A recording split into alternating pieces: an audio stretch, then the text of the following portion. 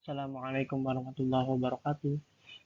Saya Muhammad Andika Putarianto dari Universitas Gunadarma, Fakultas Ekonomi, Prodi Manajemen dari kelas 2A 23. Saya ingin menjelaskan pengantar sistem basis data guna mengampu mata kuliah program program teknologi sistem informasi manajemen 2 dengan Bapak dosen Bapak Natalius Peter Sipasuka. Langsung saja, apa sih basis data itu? Suatu database manajemen sistem atau DBMS terdiri dari sekumpulan data yang saling berhubungan dan suatu himpunan program yang melakukan akses terhadap data tersebut. Tujuan dari DBMS itu apa sih? Yang paling utama itu ada dua, efisien dan convenient. Manajemen data melibatkan baik struktur informasi dan mekanisme dalam melakukan manipulasi terhadap informasi. Komponen basis data itu ada empat. Yang pertama itu data. Data tersimpan secara terintegrasi dan dipakai secara bersama-sama. Yang kedua itu ada hardware. Hardware itu perangkat keras yang digunakan untuk mengelola sistem database. Yang ketiga itu ada software. Software atau perangkat lunak perantara antara pemakai dengan data fisik. Perangkat lunak data berupa database manajemen sistem atau DBMS dan berbagai program aplikasi. Yang keempat itu user. User itu sebagai pemakai sistem semuanya. Tujuan sistem basis data itu ada mencegah data redundansi dan inkonsistensi.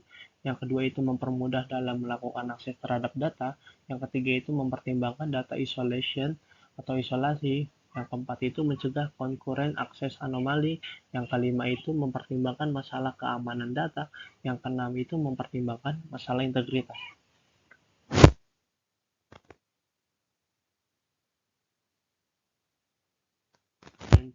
Yang kedua itu menghindarkan inkonsistensi, yang ketiga itu terpeliharanya integritas data, yang keempat itu data dapat dipakai bersama-sama, yang kelima itu memudahkan penerapan standarisasi, yang keenam itu jaminan sekuritasnya aman, yang ketujuh itu menyeimbangkan kebutuhan. Kerugian pemakaian sistem basis data itu ada berapa sih dan apa aja? Itu ada 5. Yang pertama itu ada yang pasti ada mahal ya.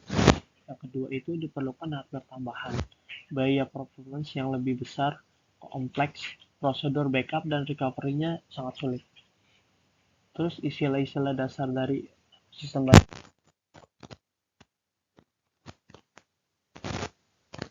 mempunyai karakteristik yang sama dan bisa dibedakan dari yang lainnya. Yang kedua itu ada atribut. Atribut itu deskripsi data yang bisa mengidentifikasi entitas.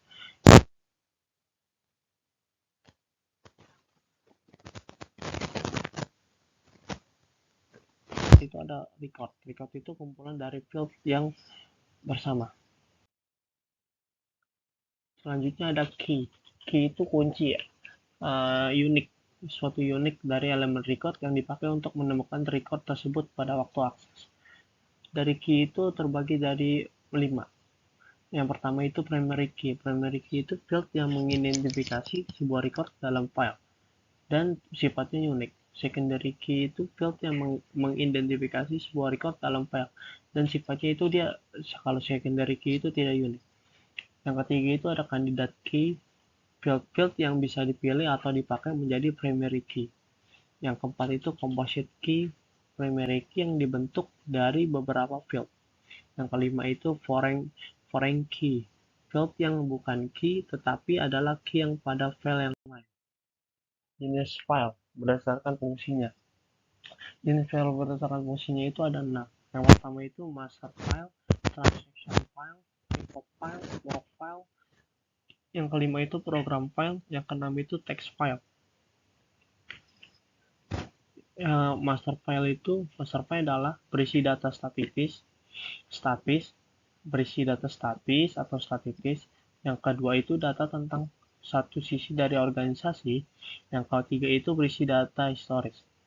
Terus yang transaction file itu apa aja sih? Transaction file itu berisi data yang akan mengupdate master file. Yang kedua itu berisi kejadian atau perubahan terhadap sesuatu yang statusnya tersimpan dalam master file. Terus report file itu apa aja sih? Report file itu ada 3 ya. berisi data yang bentuknya telah disesuaikan untuk kepentingan dasar, data yang akan ditampilkan pada monitor, data yang akan dihasilkan oleh supervisor atau aplikasi cloud. Yang keempat itu ada workfile. Workfile itu temporary file, file sementara, file kerja berisi sesuatu yang tidak permanen, isinya hanya dipakai sesaat saja. Dan kelima itu untuk memindahkan data dari suatu program ke program yang lain. Terus yang kelima itu dari jenis file dan berdasarkan fungsinya itu ada program file.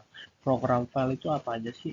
Yang pertama itu berisi perintah untuk memproses data, bisa berisi perintah dalam high file language, long level language, machine language, job control language. Terus yang ketiga itu ada perintah bisa berbentuk shortcode atau shortcode. Yang kedua itu hasil kompilasi, yang ketiga itu hasil proses lainnya. Dan terakhir itu ada text file. Text file itu berisi alphanumerik dan grafik data. Berasal dari program text editor, hanya dapat diproses oleh program text editor. Jadi sekian saja pemaparan penjelasan dari program pengantar sistem basis data dari saya. Terima kasih.